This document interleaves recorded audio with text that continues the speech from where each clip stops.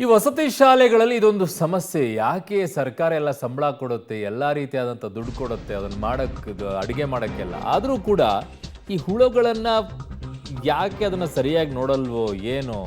ಅಲ್ಪಸಂಖ್ಯಾತರ ಮೆಟ್ರಿಕ್ ನಂತರದ ಬಾಲಕರ ಹಾಸ್ಟೆಲ್ನಲ್ಲಿ ಆಗಿರೋದು ಇದು. ಯಾದಗಿರಿ ಶಾಪುರ ನಗರದಲ್ಲಿರುವಂಥ ಅಲ್ಪಸಂಖ್ಯಾತ ವಸತಿ ಶಾಲೆ. ಹುಳು ತುಂಬಿದ ಅಕ್ಕಿ, ಬೇಳೆ, ತರಕಾರಿಯಲ್ಲಿ ಹುಳು. ಸೊ ಹಾಸ್ಟೆಲ್ ವಾರ್ಡನ್ ಪ್ರಾಂಶುಪಾಲರ ಗಮನಕ್ಕೆ ತಂದರೂ ಕೂಡ ಯಾವುದೇ ಪ್ರಯೋಜನ ಇಲ್ಲ. ಎಲ್ಲ ರೀತಿಯಾಗಿ ದುಡ್ಡನ್ನು ಕೊಡ್ತಾರೆ, ಎಲ್ಲ ರೀತಿಯಾದಂಥ ವ್ಯವಸ್ಥೆಯನ್ನು ಮಾಡಿಕೊಡ್ತಾರೆ. ಆದರೂ ಈ ರೀತಿಯಾದಂಥ ಪರಿಸ್ಥಿತಿಗಳು ನಿರ್ಮಾಣ ಆಗುತ್ತೆ. ಯಾಕೆ? ನಿರ್ಲಕ್ಷ್ಯ.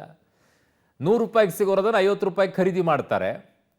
ಆ್ಯಕ್ಚುಲಿ 100 ರೂಪಾಯಿ ಕೊಟ್ಟಿರ್ತಾರೆ ಒಂದು ತರಕ್ಕೆ, 50 ರೂಪಾಯಿ ಖರೀದಿ ಮಾಡ್ತಾರೆ, 50 ರೂಪಾಯಿ ಉಳಿಸ್ಕೊಳ್ತಾರೆ, ಇವ್ರು ಜೇಬಿಗೆ ಹಾಕ್ಕೊಳ್ತಾರೆ. ಇದು ನಡೆಯುವಂಥ ವ್ಯವಸ್ಥೆ. ಬಟ್ ಬಿಲ್ ಮಾತ್ರ 100 ರೂಪಾಯಿದೇ ಕೊಟ್ಟಿರ್ತಾರೆ. ಹೊಟ್ಟೆಗೆ ಏನು ತಿಂತೀರ ನನಗೆ ಅರ್ಥ ಆಗೋದಿಲ್ಲ. ಪಾಪ ಮಕ್ಕಳು ಊಟ ಮಾಡೋಕ್ಕೆ ಬಂದಿರ್ತಾರೆ, ಅಲ್ಲಿ ವಸತಿ ಶಾಲೆಯಲ್ಲಿ ಇರ್ತಾರೆ, ಮನೇಲಿ ಅಪ್ಪ ಅಮ್ಮನ ಬಿಟ್ಟು ಬಂದು ಓದಕ್ಕಂತ ಇರ್ತಾರೆ. ಅವನ್ನೆಲ್ಲ ಹಿಂಗೆ ನೋಡ್ಕೊಳ್ಳೋದಾದರೆ ಯಾಕ್ರಿ ಮಾಡ್ತೀರಾ? ಅಯ್ಯೋ.